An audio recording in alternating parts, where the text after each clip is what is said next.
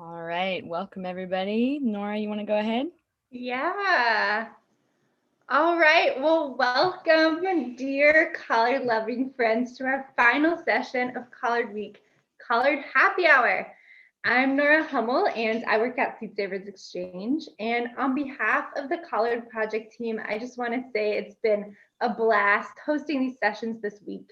If you haven't yet watched all the presentations, or if you want to watch them over and over and over again, you can watch them on the Culinary Breeding Network's YouTube channel. So just a little recap, Michael Twitty kicked off the event this week with a rousing account of the history and significance of collards in the South and beyond. On Tuesday, we had Ira Wallace share some insights about how this project really began. And then we had John Jackson talk about the important work he's doing at Comfort Farms and share his experience of growing collards for the 2020 collard trial. Yesterday, we had Amir Mitchell from True Love Seeds give a powerful presentation on the importance of seed keeping and some awesome info on how to save collard seed. This morning, we heard from Ashley Shanti and Chris Smith. Ashley gave an incredible cooking demonstration of her tasty three-way collard salad. So we really hope that you enjoy these videos and watch them over and over. So this happy hour is really a chance for us to connect and build community among collard enthusiasts as best we can in this virtual setting despite COVID times. So we encourage you to ask questions via the YouTube chat. You can tell us where you're from, what collard dish you cooked up for yourself, if you made a collard cocktail. And I will hand it over to Rockstar Collard Project Organizer and Utopian Seed Director, Chris Smith, to give a rundown of the evening. Thank you, Nora. It's so fun to be back online and speaking to you all. And thank you to all our guests for coming to talk about collards. The rundown is fairly simple. We've got a group of awesome people in the room, and Nora and I have got a few questions, and we are gonna, kind of just run down that questions and invite everybody to speak and to share. And it might engage a little bit of spin-off conversation. We've got the YouTube live is running, so you can ask questions. So we're going to make sure we make a little bit of space to try and answer those questions. You can direct them to individuals or just ask random collard questions, and we have the right people to answer them. So please feel free to get engaged. You can share in that chat about what collards you're eating tonight. Were you inspired by Ashley's salad? Did you want to do something else? Are you making a cocktail? This is a chance for us to be in community despite the challenging year. So please get engaged and enjoy all that we've got to speak about. And then I feel like I should start with a toast because I have a collard cocktail. And there's been it's just been such an amazing journey to get here today. And so we have to thank the Culinary Breeding Network, who came to the Heirloom Collard Project and said, hey, you guys are doing some cool things with collards. Would you like to organize this week? And really just handed over a platform to us to bring these incredible presenters on and give them a chance to speak and share all their wonderful wisdom about collards. So this would not have happened without the Culinary Breeding Network. So massive thanks to them. We have Abba, our tech support, who's just waving us there. So she's been making it all happen all week. So the reason it's been so smooth and wonderful is because of Abba. So that's fantastic as well. And then some of the main collaborators in the room right now are here. We've got Ara Wallace, who is just like the incredible person we all look to for, you know, wisdom and passion. And she has enabled me, and I know so many other people throughout the years, to do the work that they want to do through connecting and knowledge and inspiration and just seeds. And she's incredible. So I'm very honored to be working with her. We've obviously got Nora, who you've seen throughout the week, who from Seed Savers Exchange, and has been a real powerhouse at Seed Savers to make this happen. Seed Savers has put a lot of resources into the whole Heirloom Collard project. Melissa down here with Working Food has just, you know, is an incredible organizer and has kept us all on track and really rallied a lot of Florida-based growers, and John Jackson. I'm here from the Utopian Seed Project. We don't have Rejoice, who's the other team member that made the Heirloom Collard Project and Collard Week happen this week. And then there's all the presenters that you've seen throughout the whole week, some of which are on right now. There's all the farmers, some of which are on right now. And then even before all that, we have Mark and Ed on the line, who were the original people that find these collards that inspired the whole project. So like, we're just seeing this wonderful network of people come together and sharing, and it's really quite inspiring. And I think if you go back to listen to Amira Mitchell's talk about seed keeping and connection and sharing and stories, then I hope this is what we're doing with as much authenticity and passion as possible. So to collards. Yes. Cheers. Oh, I've got a question. Let's get started. So after questions for you. Okay. Yeah. I got carried away with my speech. It was a great speech. So where are we? Oh yeah, so we've got these wonderful people in the room. So what we're gonna do, we're gonna ask you guys to just go around, introduce yourselves so that everybody knows who you are, and then just give us a little bit about what is your connection to collards. Let people know what that is.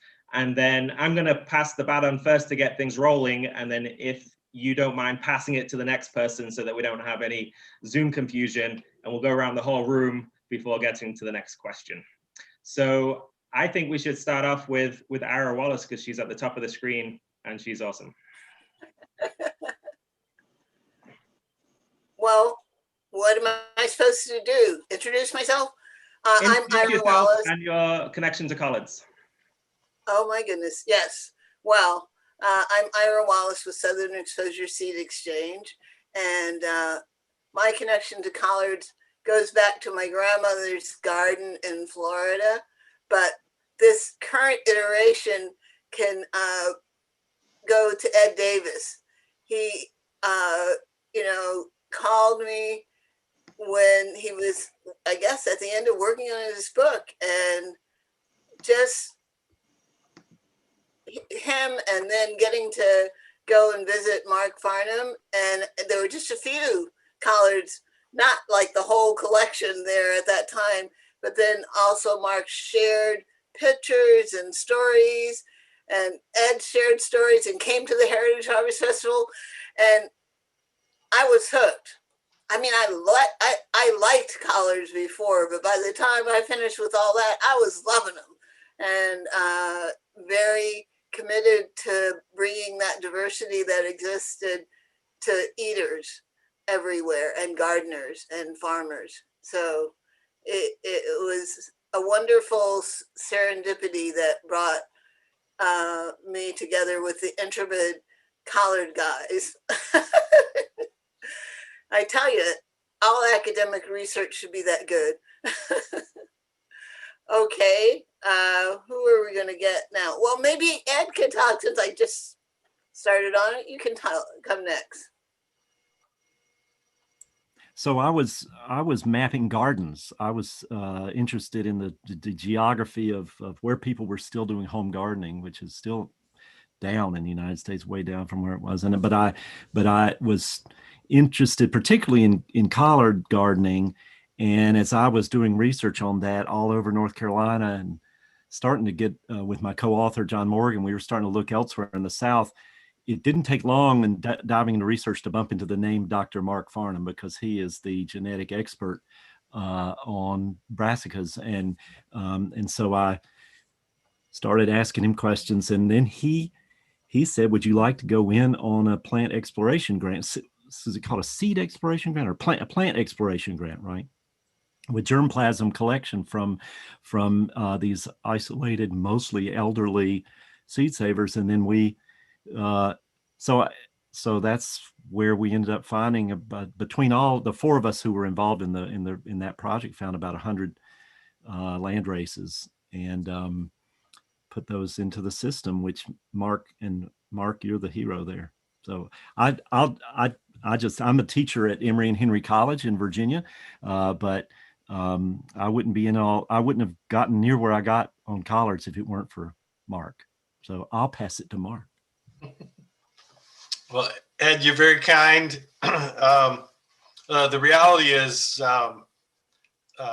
it was really a team that really did this. Ed actually probably found more samples than any of us, but it was really a teamwork effort. I've just retired from about almost a 32-year career with the USDA ARS, and for 29 years I've been in Charleston, South Carolina, and almost from the start, although I worked mostly on broccoli, I focused a bit of my attention on collard greens, and I developed a small program that ultimately resulted in some germplasm and kind of a body of published work. And I guess, Ed, must have been 2002 or 2003 thereabouts that Ed called me out of the blue. And we had probably a pretty long conversation, and I think even that by the end of that first conversation, we had a plan. And we were both aware that there were heirloom collards out there, and we knew it could be fruitful. We didn't know exactly how fruitful, but it basically, Ed and John collected more samples, I think, because there were more to be found in North Carolina. And I would also give credit to a colleague of mine, Paul Smith, who is really one of the top vegetable specialists in the state of South Carolina. And he's a Georgia boy, so he really knew how to go around the countryside and talk to the locals. And Paul Smith and I covered South Carolina and got most of the samples there. Ed went on one foray with us, which was a lot of fun.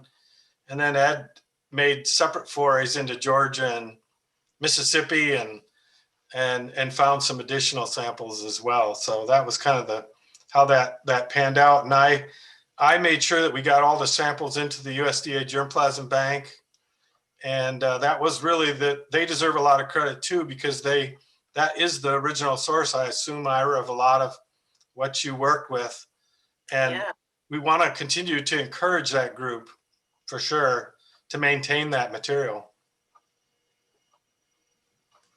And I have a gin and tonic infused with some purple collard and a little triple sec.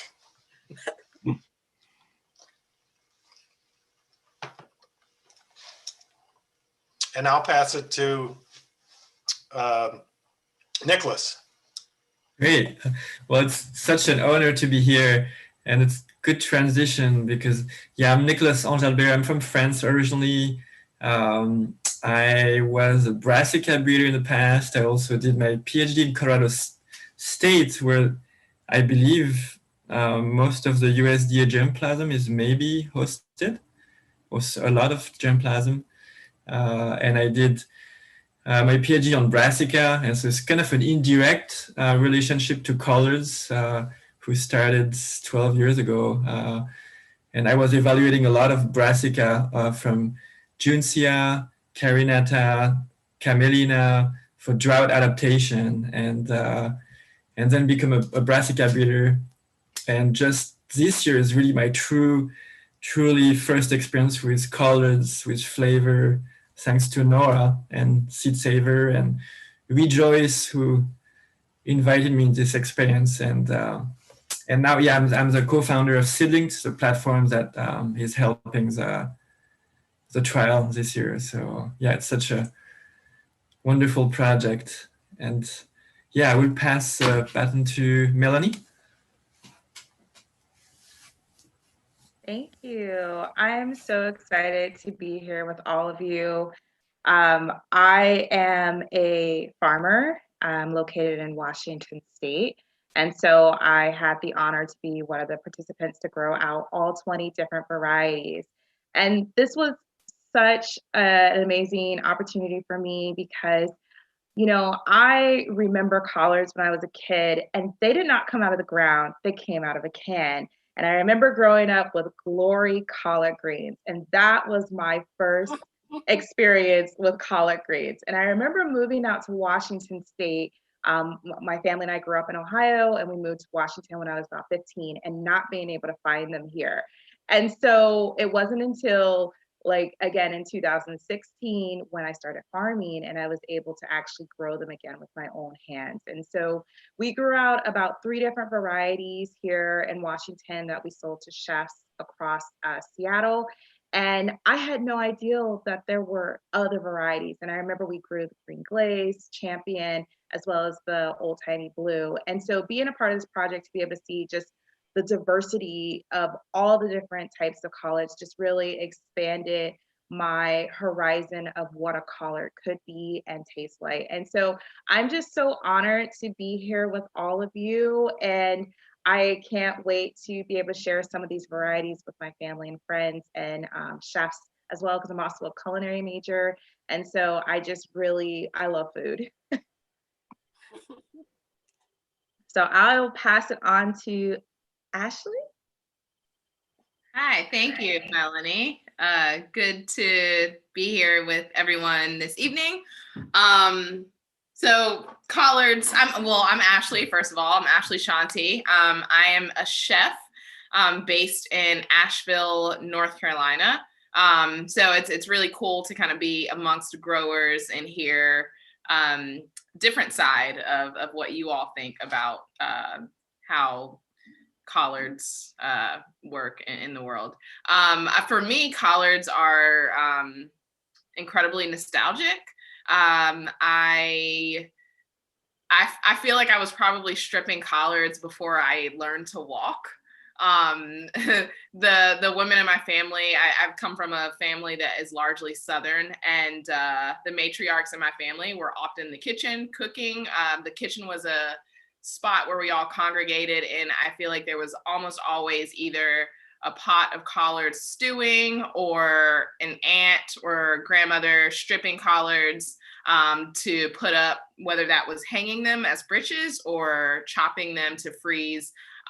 So as a chef, I love to cook with collards, and I think that a large point of pride in my career was being at the restaurant that I was most recently the chef at, Benny on Eagle, here in Asheville, seeing like the humble stewed collard on the menu at what a lot of people see as a high-end fine dining establishment. It was really cool.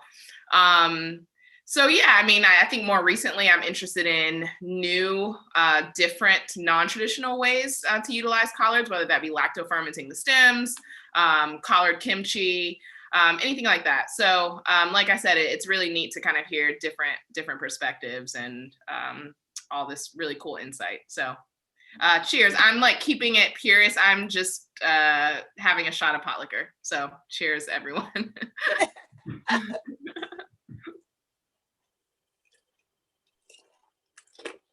I will pass it. Am I the last one? Melissa? Pass it to Melissa. Awesome. So excited to be here. This has been a fun week. So I'm Melissa Dessau, and I'm from Gainesville, Florida, and I'm one of the organizers of Collard Week. And we've also been working with our local University of Florida. They were one of the full trial sites to grow all 20, which has been a really exciting endeavor to get the students involved in learning about science and variety trials and the excitement of collards. And full confession, I am not a Southerner. I'm actually Canadian. I moved here 17 years ago. I feel like an adapted variety. I never was really good in the cold. And I planted myself here and I've flourished and I fell in love with agriculture here. And Chris and I actually have a very similar story, kind of coming from somewhere very different and then suddenly getting interested in agriculture and falling in love with Southern crops. And yeah, so there was no turning back once I started learning about agriculture and food systems. And Ira, I don't know if you remember, it was maybe 5 years ago when I was at Seed Savers Exchange for one of the conferences, and we were sitting in the staff house, and you and Tor were just starting to talk about the heirloom collard products, kind of in its infancy. I know the book was out because you had given me a copy of the book to read while I was there, and I remember just participating, but kind of being a fly on the wall as a newbie in the seed world and being like, I want to help. Whatever happens, let me know. I'm here for it. So just kept my ear to the ground, and here we are now participating in this awesome trial and super excited to see what our community in Gainesville and surrounding area has done in response to this. There's a lot of people growing the collards and getting excited that have come out to the field site to see it. And given that we're in COVID, I think we've still done a pretty good job at engaging people and offering free collards for tasting and some field visits and this platform for people to interact. So I'm excited for whatever's next and I'm here for it. I think we're done, Thank right? you, Melissa. Yeah, so we have a whole list of different questions for you guys to answer. And it's really cool to have this group of people together. I wish we were all physically together in the same room to chat, but this will have to do. And I would just love to hear some like stories or memories that you have like working on this project or just in collards in general. I feel like people have a lot of personal stories that relate to this vegetable. And so I would love to hear some of those. Ed, do you want to start maybe talking about this collection trip? And if you told me that you had some really great stories from this collection trip. I got a lot of stories, but I'll just do one. Okay. Brunswick County, North Carolina is near Wilmington, if people know where Wilmington is. Brunswick County has some real rural people in it, and that's what we were looking for. Mark and I struggle. I'm telling you, there aren't a whole lot of seed savers out there, but if you drive the back roads, eventually you get to see them. And so I got to where I could distinguish the heirlooms from the store-bought collards because of the variety. Even from the road, you could look at somebody's side yard or backyard and see whether the collards were had variety in them. And there's one that looked beautiful, and I stopped there and I went up to the door, and this was a common experience for those of us, Mark and me. I knocked on the door, and these days, even though this was more than 10 years ago now, people aren't that used to somebody just stranger coming to the door. Did they think I was a Jehovah's Witness? But I was, man opened the door. I introduced myself and I said, I think you've got some really interesting collards in that garden back there. And his face, like so many of these people, his face lit up. And he stood and looked at me for just a few more seconds. And then he said, I've been expecting you. And I said, his name was Levi Grissett, and Ira's. Yeah, no. Levi said, well, I knew I had something special, and I knew that one day somebody would see it and come to my door. And there I was. And most people were a little more skeptical about the whole thing, but but Levi was excited to share his collards and has since gotten to know Ira a little bit. But I visit Levi every year now. But he was too late to get into the collection that we did, so I don't think his collection was in Mark's study. But that was a common sort of something like some of the experiences I had. I ended up doing this research in about 8 states, but most places you go, there just aren't, if they are growing collards, they just bought them at a store. So, but we have some wonderful people out there like that. What was the name of his collard variety? He named it. I always would tell the people if they didn't have a name, it's just what do you want it to be remembered by? Because he said it's just collards that he got. You know, there's seeds going back some time, but he had gotten them from another grower. He wanted to name them for his wife, and that's a common thing that people did. But again, I said that Ira may have some of his collards. I don't know if you ended up getting any, Ira. I didn't, and you know, I should get on him again because he was going to send me some, but he said he was going to give some to you and have you send them to. The seeds. I don't know that he's collecting the seeds, so I'll call him. You should go next, Ira. Well, let me think. Well, purple collards.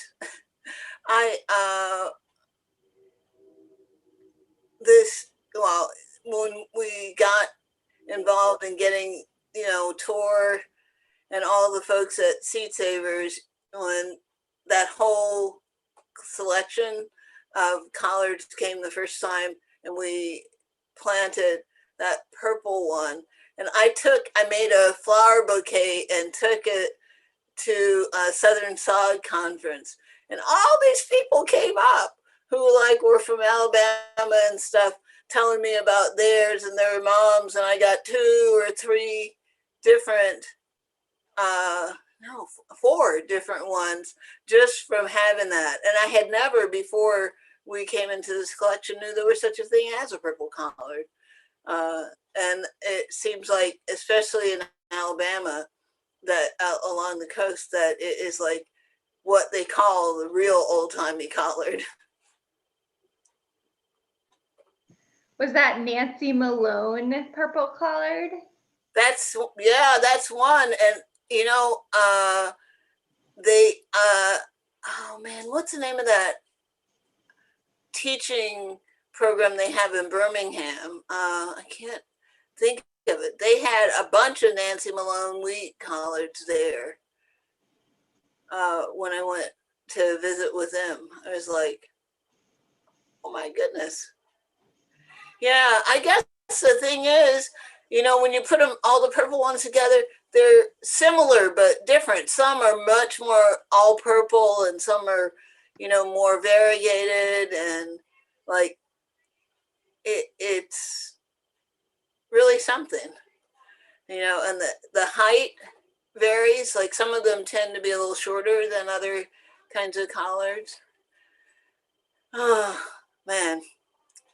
It's like having a past full of children, you love each one for its own special characteristics.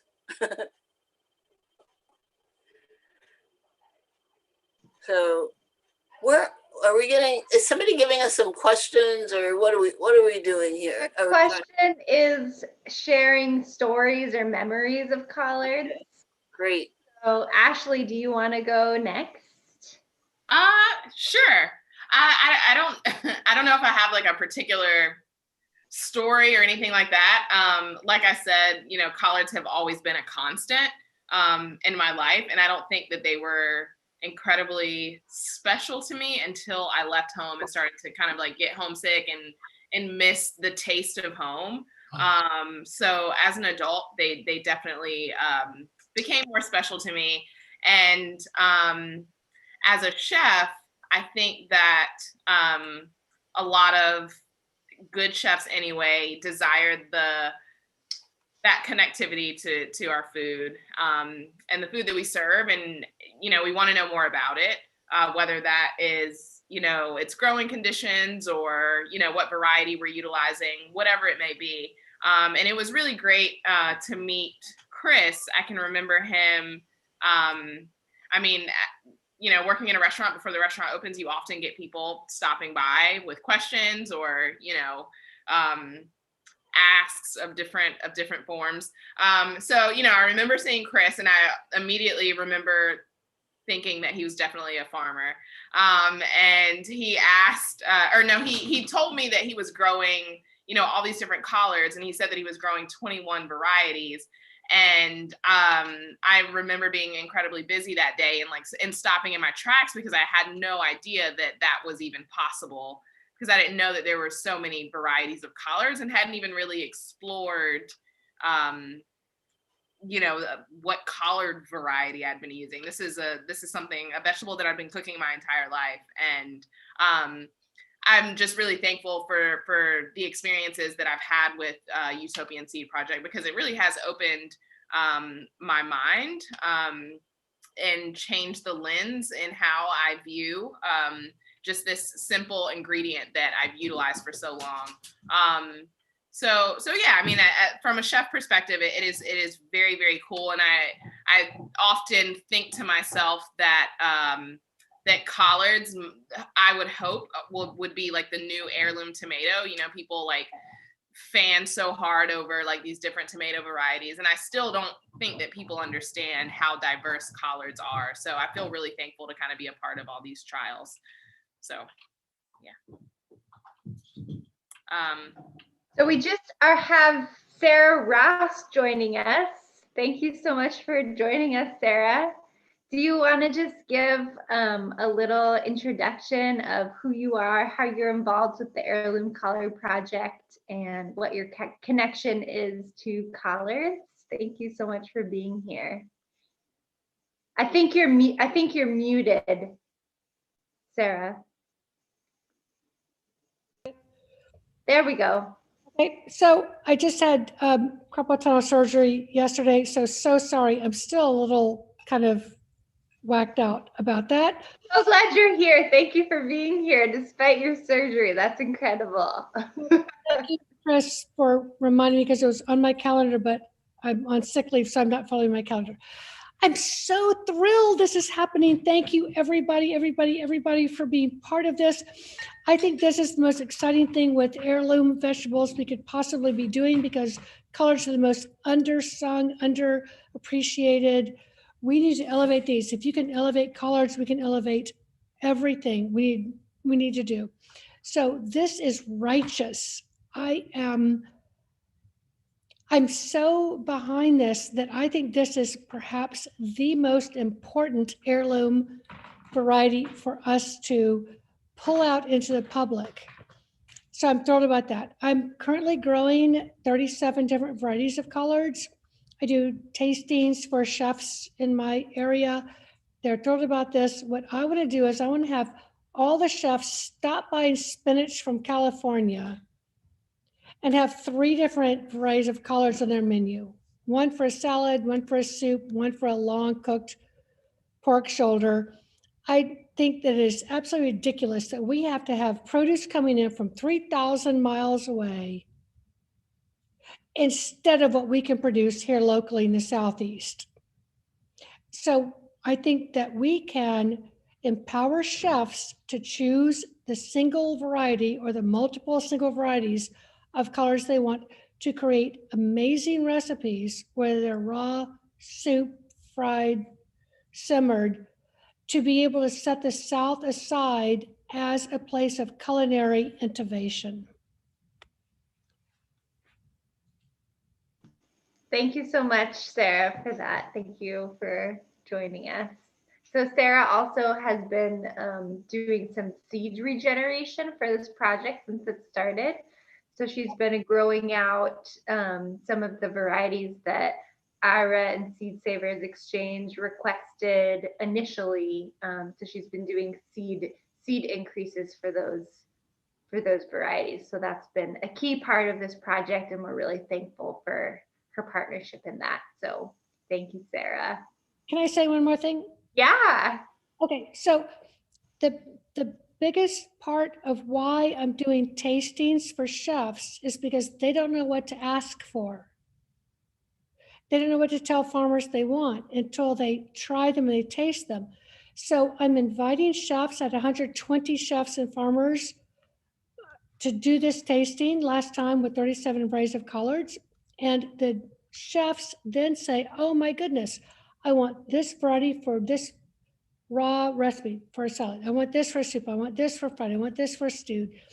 And I give them the seeds so they can hire their growers to do it. And that is how we're going to keep these varieties going. It doesn't matter. I grow between 450 and 500 varieties of heirloom vegetables every year. Seed growers do tons more than that. We can't do this by ourselves. We have to get thousands of people across the country keeping these varieties going. And that's what's going to make this possible. That's what's going to drive the market. Right now, if we're only working with a tiny percent of the chefs, and of course there's a problem right now with COVID and chefs and restaurants, but if we're only dealing with a tiny percent, we're always going to be a tiny percent. We need to be 50%. And by doing that, we have to get a market share. And a market share means we have to incorporate, we have to engage people, we have to pull them into this where we're empowering. And I particularly want to empower what have been excluded populations. So I'm on the Georgia coast. I work with Sapelo Island, with the Hockham community, with a lot of these communities who have grown these for many, many, many, many generations, 5, 6, 7 generations. We need to get them back into the communities because they've been lost. They've been lost. I don't want to go on about that because we're talking about college, but it's really super important. And I'll just say one more thing. I'm so sorry. I'll just say one more thing. Climate change. I was the director of education for NOAA, National Oceanic and Atmospheric Administration. Climate change is a big, big blank deal. Big blanking deal. I watched in my position, my office was next to the White House in the Commerce Department. I watched how Americans were being excluded from seeing what the research was, what was being excluded. We need to prepare for what we are growing with climate change because it's going to take us a handful of years, maybe 2 handful of years to be able to keep up with that. We can't be caught short because then it's too late. We have to eat every day. We can't eat every 3 years. And I want to make sure that everyone with the seeds that Ira Wallace has and the seeds that other people are providing, that people are eating and that communities are eating. Okay, I've shut up. Okay, I've shut up. Okay. Thank you so much, Sarah. It's so important what you're saying, and I remember it was maybe only 3 or 4 years ago that you were the person that said to me that I needed to be doing something important and meaningful, and that climate was a major priority. And I took you seriously inside of the UTPNC project, and you've been a mentor and a supporter in that. So you're a key part of this network as we are all aspiring for change. So thank you. And I think what we're going to do now is Sarah jumped in as people were sharing some of their college stories, and I'd love to give everyone a chance just to quickly finish off those stories. So I don't quite remember. I think we did Ed to Ira to Ashley. So maybe if we just do the remaining 4 people quickly, and then we'll go to some audience questions. We've had a few come in so that we can address them, and then we'll keep going. And if anyone needs to refill their colored cocktail, then you're welcome to. And maybe we'll go back to Nico. Yeah. Well, I have a lot of questions for you, Sarah, but I'm going to give my quick story. We may have time later to exchange on all the topics you mentioned. But my quick story is really this trial, how it came out. And I was at the OSA conference, or the Organic Seed conference in Corvallis, and I randomly, after this long day of conference, and you grab your dinner and you have everybody sitting everywhere, and I just sit on a table, and randomly in front of me was Rejoice, and we start chatting, and she started talking about colors and the 70 accession and the potential citizen trial, and so get really excited. And then we left, and I haven't heard back for a few months. I think it was in May, maybe Nora shot me an email. And I was like, oh, that's super exciting, being past the brassica breeder. And And suddenly I saw this trial coming and like, okay, maybe I think we're talking with Nora, maybe we're gonna get 50 participants or 70. That would be great. And then I was seeing the number coming, and in like few weeks we had 245 participants, which was, I think, from what I know, is probably the largest collaborative or citizen seed trial in the US that I know to date. And maybe somebody no other, but definitely the largest. And I think all this collective knowledge is really gonna boost engagement. And on what Sarah you mentioned about sharing the knowledge of collards, and I hope we can connect this collective knowledge and share it and make those variety available to via small seed company to be able to distribute the seed and people to find them and chef and so yeah, I'm really excited for next year to see what's going to be the next steps. And we only tested the 18, right? Plus 2 checks. So Ed, I think you mentioned 100. I heard 70. So I think we are here for the long haul. And oh yeah, I will pass maybe to Mark. Okay, I'll do a story similar to line as Ed's. In probably about 1993, I was pretty green on the job in Charleston, and I used to get the daily newspaper, and there was a feature article about a woman in her 80s who saved her own collard seed, and there was a picture of the woman standing next to this giant collard, and bigger than you've ever seen. And turns out that's kind of it's the analogous to, I grew up in the North, every fall you'd see somebody buy the biggest pumpkin ever grown. And a lot of local newspapers would show pictures of somebody who grew the biggest collard. Well, this woman's name was Grace Somerset, and she actually lived in my part of Charleston. And in those days we had a phone book, and I looked her up, and sure enough, I found her address. She only lived about 1.5 miles or 2 from my house. And I called her up on the phone and said, I saw your picture in the paper, and I'm really interested in your collard. Would you be willing to have me come over and talk to you about it? And she was very gracious, and she said, yeah, I could come over. So I arrived probably a day or so later, and she was accompanied by her middle-aged daughter, who thought I was mad or crazy that I would be interested in her collard greens. But they were very nice, and we had probably a 45-minute to an hour chat. And in the end, like all of these seed savers that we encountered, except 1 or 2, Ed can account for. Yeah, one was a holdout for a long time, actually she did give me seed to take home. And that was really my first exposure to a collard seed saver in the South.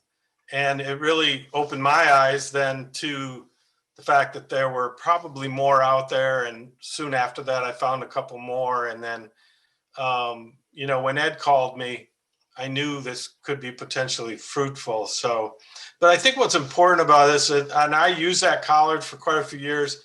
I call it Grace Somerset. I'm sure, because Grace was in her 80s when I met her, and I really didn't talk to her again. She's probably, long for this world, as are many of the seed savers we encountered, because she was not unusual in that she was in her 80s, and she could trace her collard back to her grandmother. So you can imagine, that went pretty far back.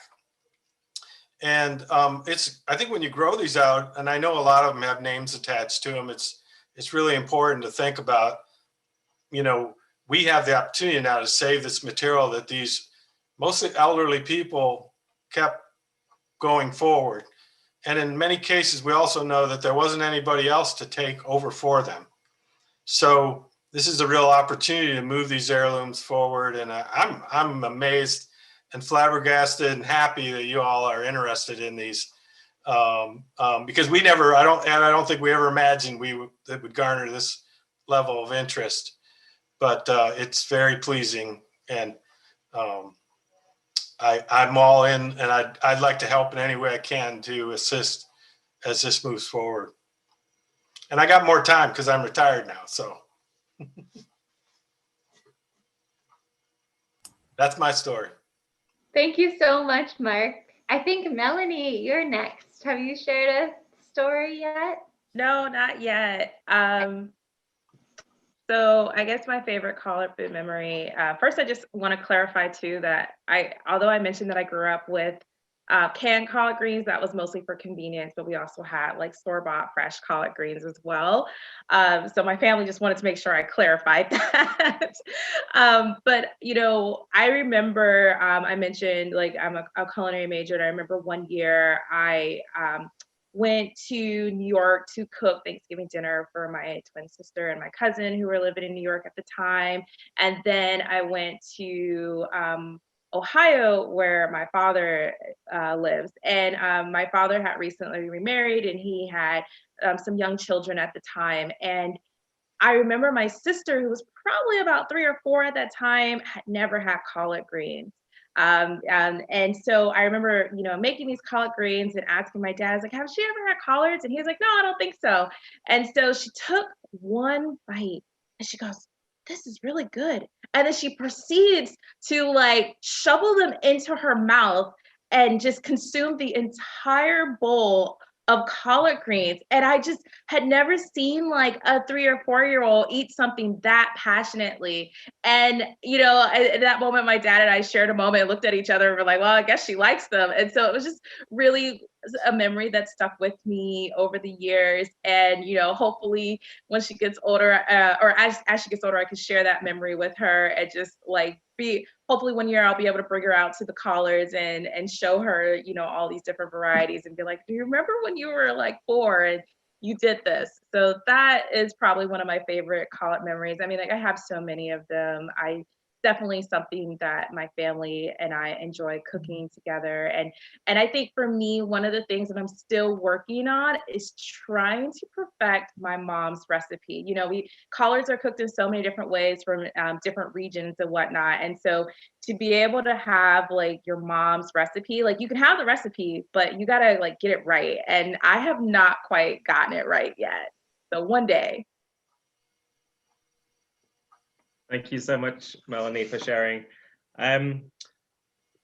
It's one thing that's occurring to me as I'm listening to this, and I don't know if we planned it this way, but it's like we're seeing like the whole spectrum of everything on the screen, like from the beginnings of this and like, our elders and this wisdom, and we're seeing the future in the Collard Project taking it forward, and we've got the farmers and the chefs, and it's just awesome and inspiring to get these people together and to talk about it all on one screen. So I'm really quite inspired to keep pushing forward with this.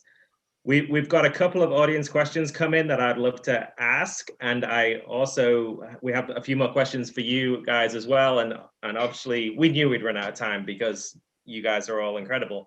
So how could we fit it all into an hour? But I'm going to try a couple of these audience questions so that we can address them and then move on with some of our questions. And just thank you so much for sharing.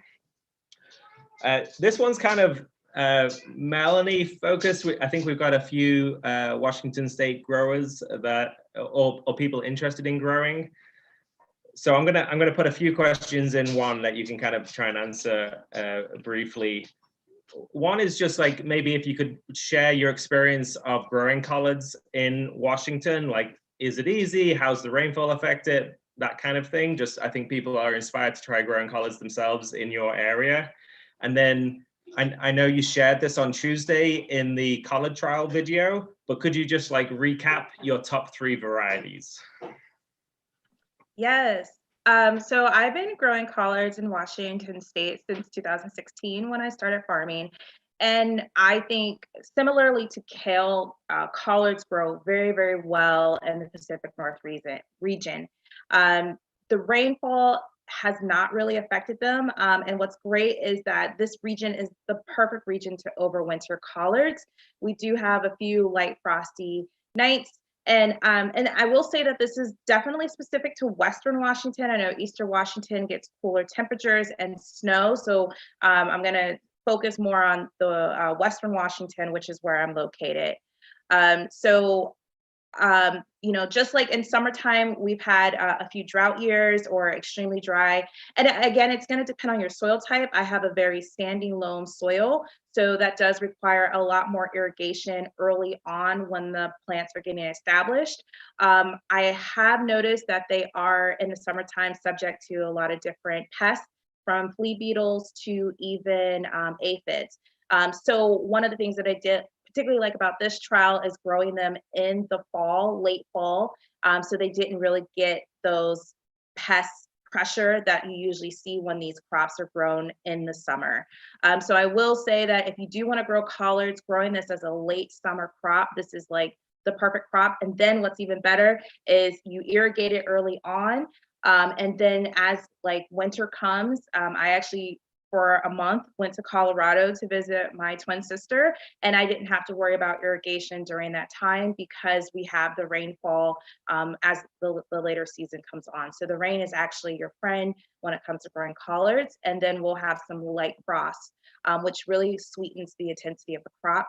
And then as you overwinter them, they do develop a rob, which we call collard rob. And you know, you can also harvest the rob if you don't want to save the plant for seed and consume the rob, which is personally one of my favorite parts of the plant. With that said, out of the 20 varieties that I grew during the trial, there were only 3 that did not do well for me. And those 3 were Old Timey Blue, Georgia, and one other. I don't have my notes in front of me right now. Do you remember, Chris? I think I wrote it down. Okay, what I'll do is I will put it into the YouTube chat, but there were 3 varieties that did not thrive very well for me. All other 17 varieties did really, really well. So I think that any variety that you grow in the Pacific Northwest, with the exception of 3, will thrive in this climate. I hope that answered your question. And you know, I'm for those of you that follow me on Instagram, I'm available. I love to help people during their growing journey. So you can always send me a message. My Instagram is either melbell206 or my farm name is Ebony by Nature. And you can find me under either of those, and I'd be happy to answer continued questions. Thank you so much, Melanie. This question is for Mark. I think it was inspired by a guitar in the background. If the answer is yes, we don't have time for you to follow up on it, but we're gonna follow up on it in a blog post. If the answer is no, we'll just move on. Okay. Do you have a collard song? No, I don't. Oh, okay. Sorry. That's almost there is one. A great idea. No, there is a collard song. It's a jazz instrumental. Collard greens and black-eyed peas. You can look that up. You find it on YouTube. Okay, we will be looking that up and sharing it because I think that's a part of our history too. And then the last question I want to address very quickly before moving on to another roundhouse question is somebody asked about tree collards, which I thought was an interesting question. And I'm going to answer that very briefly because we don't have a lot of time to get into it. Tree collards are a type of collard, but they've kind of been inbred to be perennials. And there's a project tree collard based out of California, and they are distributing perennial collard material. They grow huge and you can harvest them perpetually. They're not very cold tolerant, so we've got some challenges growing them here. Utopian Seed Project started the 3 different varieties from seed this year, so we've got a whole bunch of diversity there. So we're kind of playing around with it and starting, and I'm sure we'll incorporate it into the collard project going forward. So a good question. There's a lot of diversity to explore when it comes to collards. So we're gonna skip forward to our last question, and I think it's a really important question because we've already kind of acknowledged that we've got a lot of wisdom in the room, and also in our presentation today we acknowledge that this is the end of Collard Week. We have about 7 minutes left of Collard Week, which is kind of sad on one side of things because it's been so much fun, But on the other side, it's really the beginning of the Heirloom Collard project, or as we're learning, we've got a long history already from these wonderful people, but we're ramping up and we're going to keep working with these collards and doing great things going forward. So the question is, to all of you people, where would you take the Heirloom Collard project? What should we do next? What's exciting? What could be exciting? You know, like we're on the, you know, the planning phase of the future. What do you guys think we should be focusing on? I'm gonna pass it down to Sarah Ross because I know she wants to say something. The most important thing I think we can do, there's a tripartite here. The most important thing we can do as growers is we can introduce chefs to what we're growing, because chefs can't buy something for farmers markets or anywhere else unless we grow them. And chefs are going to be, they're the movers and the shakers. Even if people can't afford to have the top, there's still going to be newspaper articles and a lot of media going to be around this. And if they're promoting multiple varieties of collards, then everybody wins. And then we can distribute seeds of all these varieties to no telling how many dozens of different growers, because as no one knows, well, we all know that we've got to have a half-mile isolation distance between these. So what we do is we empower growers to make a living, but we have to have multiple growers. No one can corner this market, and that is a democratic way to have a sustainable food system. So I think collards give us the opportunity to model a sustainable food system where we have to have chefs, growers, farmers markets, and eaters working together.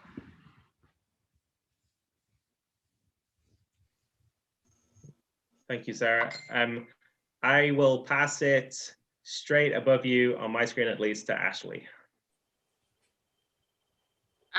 Well, great, because I want to kind of piggyback off of Sarah, and I totally agree. I think that introducing chefs to what you're growing is incredibly important. I think that is the small picture. I would love to see, just like, you know, we see, I have a farmer that gives me this really amazing blend of salad greens, or, you know, I talked about heirloom tomatoes kind of being this hip thing. And, you know, there's so many different varieties. I totally can envision that for chefs and in the restaurant world. And like I said, that's the small picture, but I think that, you know, the bigger picture is also, like Sarah said, encouraging and uplifting growers to engage in these trials, because we know that essentially, you know, the more people that grow food, we get to eliminate food deserts, and, you know, our communities just become better places. So I think that there's things that I would like to see on the grower side, which is just more people doing these trials, and on the chef side, just access and availability to be able to utilize this amazing product. So I think it's just kind of a revolving door, I guess. Oh, I really have to jump in here before you even called on me, but I'm talking anyway. I think it's fabulous to get chefs and farmers, but don't forget the home gardeners. They are the people who brought these varieties forward. And, you know, I've seen it just since we started the Heirloom Collard project, that in our little seed company, you know, 2 of our collards sold more than than our top 2 kales. And that was not, I mean, that's just in this project. It was a big shift, and it's not happening nationally. So I think having that tasting go on, not only for chefs, but for cooks. And there are a lot of people out there who are really crazy about cooking, and they have fabulous little blogs and other ways to also share the good news. And yeah, so we can build it up with eaters and gardeners and chefs, you know, people who are passionate about local food, because as Sarah said, this is something that as people in the Southeast in particular, and we're seeing out in Pacific Northwest as well, that fits right in with that program of something that you can grow locally and have an amazing amount of variety that you didn't even know about. I went to Jamaica and they were feeding me these collard salads every day, and I didn't even know they were collards until day 5. They were so delicious, and we've got to make that variety of ways to eat collards known. Sorry, I couldn't help myself. No, that's awesome, Ira. It reminds me, one quick question we had was about Ashley's recipe, which we have put on as a blog on the Ellum Collard Project. So collard salads in Jamaica, Ashley's collard salad, delicious raw collards. You can check it out on the website. Ira, I'm gonna pass it for you. I'll pass to your left to Mark to continue. I would just make one quick comment. These were saved, all these samples were saved by individuals. I think Ira has an idea that everybody, what's your favorite one? Pick it. And then if you have the wherewithal, increase it. You know, do it, find it, maybe set up a system by which people do it appropriately with the right distance, right number of plants. Adopt your own, and we can replace all those seed savers with us and all the people interested. And by saving one, we can keep that going, even if it's just one. Some could do more than one, but one would be a really neat idea. Thank you, Mark. Yeah, no, see, we talked about seed keeping yesterday, and I think a lot of people are inspired to take up that mantle, and I think it's really important. So thank you. Let's jump down to Nico. Yeah, there's a lot has been said here, and I think for me, kind of keep pushing to share the knowledge, and especially all this collective knowledge has been gathered by, and keep going to be gathered until the end of this winter.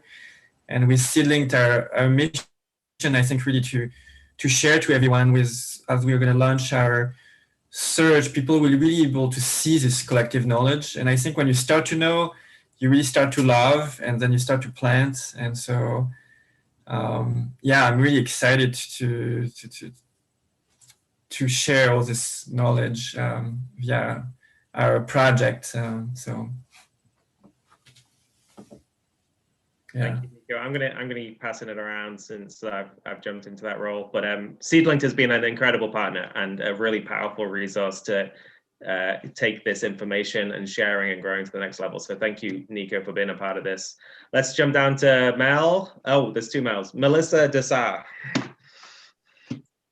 Yeah, I mean, I echo what everyone says here, and in particular, Ira, with focusing on the home gardeners. My experience has been with the small and mid-sized farmers we work with, it's hard sometimes to convince them to save seeds. It takes a lot of effort, and I understand why. And home gardeners have a lot more flexibility and excitement, and we've been able to leverage a lot of home gardeners to learn to save seeds. And my mission is really that everyone that grows a garden learns how to save seeds, and we start to have a really decentralized seed network. So we're not all turning to USDA germplasm banks and seed companies necessarily. We have our seeds kept locally.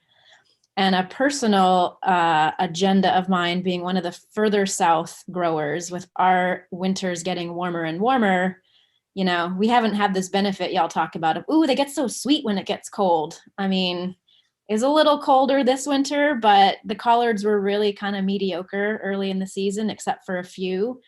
And so it would be really fun for us, because it'll probably benefit you all in several years as climate change keeps doing its thing. If we can find some tasty collards that do well when it's warm, and maybe even go to seed, because that's a struggle down here. So I'm counting on you all to save seeds for us, because collards just flip out here when they try to bolt. It's just not, they don't know what they're doing. So it's not been reliable. So I would love to find really good southern adapted heat loving collards over time. And I think having this network of people and this diversity that we have access to, and Seedlinked as a powerful way that we can gather this information, that we can maybe start to find some of this out. Let's do it. Thank you, Mel. That's awesome. And again, Melissa, with Working Food, has been one of the integral people behind the Heirloom Collard project in its 2020 iteration. So thank you for being a part of this. Let's jump up to the other Melanie. I guess Melissa and Melanie, I should have just stuck with that. Go on. Yeah, I just say really quickly, one of the things that I would like to see moving forward is definitely more people growing collards and just more knowledge of collards in general. I'm so surprised at how many people I talk to don't even know what a collard is. And then also one of the things that I would like to see is this trial being done in the summer. I mentioned earlier that you'll see some other pest and disease pressure that happens more in the summer months. So I'd definitely love to see maybe the research behind what the collard plants do here in the Pacific Northwest. There's a lot of brassica diseases as well that exist within the Brassicosidea family. So I definitely would like to see how growing collards thrive in hotter climates with disease and pest pressure. That's the nerd in me, though. Sarah, do you have your hand up, or is it just so? You're muted, by the way. Sarah, you're muted.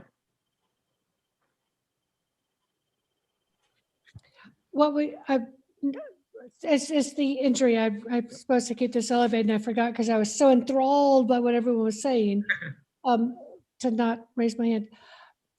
But I think we're all in a position where we can really change how people think about food and supplying food and nutritious, sustainable, good food through collards. Because people think that the supply chains are sacrosanct. They're not. They think that Ira Wallace can save all of our problems. She can save a whole lot of them, but not everybody's. She can't produce seeds for everyone in the entire country. Sorry, Ira, you know what I'm saying. You're a goddess. We don't need to have one seed saver. We need to have 10,000 seed savers.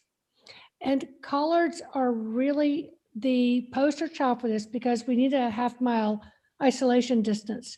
We see the varieties. With apple trees, we can do it differently. With squash, we can do it differently. With all these things, we can do it differently. But with all the brassicas, we really have to be conscientious. And so I think this is a learning opportunity for us to be able to take to chefs and to growers and to consumers why biodiversity matters and why small farms matter, why your backyard gardeners matter, why anything below corporate farming matters. This is the poster child, and we're on it and we're doing it. Also, the nutrition in collards is phenomenal. So if you're going to choose one vegetable to eat, collards might just be the one. I think this is a gold mine. None of us should underestimate the power of collards because everything else can flow from here. Yeah, and even outside of seed saving, I think many people don't have the capacity, and I would love to see more small seed regional seed company offering collards in their catalog next year. Yes. I think that's a beautiful note to end on. Thank you all so much for being with us tonight. It's literally an honor to share a screen with you all. I have emailed you or called you or been in communication with you in some way this year. And it's just great to see you all here together talking about collards and sharing your experiences. It's really beautiful. And this has just been such a crazy year with COVID, but we've accomplished so much. It's really incredible. I feel like we've revived this project. It kind of went on a hiatus for a couple years, and I think we've really brought it back. And so I'm really excited to see what we can do together in the coming years and how we can grow this vegetable, save its seed, cook up its tasty leaves, and eat in community. So I'm so excited to continue to work with all of you and everyone that's watching to meet you in real life once we all have a vaccine. So thank you all so much for joining us tonight and being part of Collards Week. It's truly inspirational, and it just working on this project just makes me so excited to come to work every day. So thank you all so much, and thank you, Karen, Thank you, Noah. Thank you so all. much. Thanks. Yeah.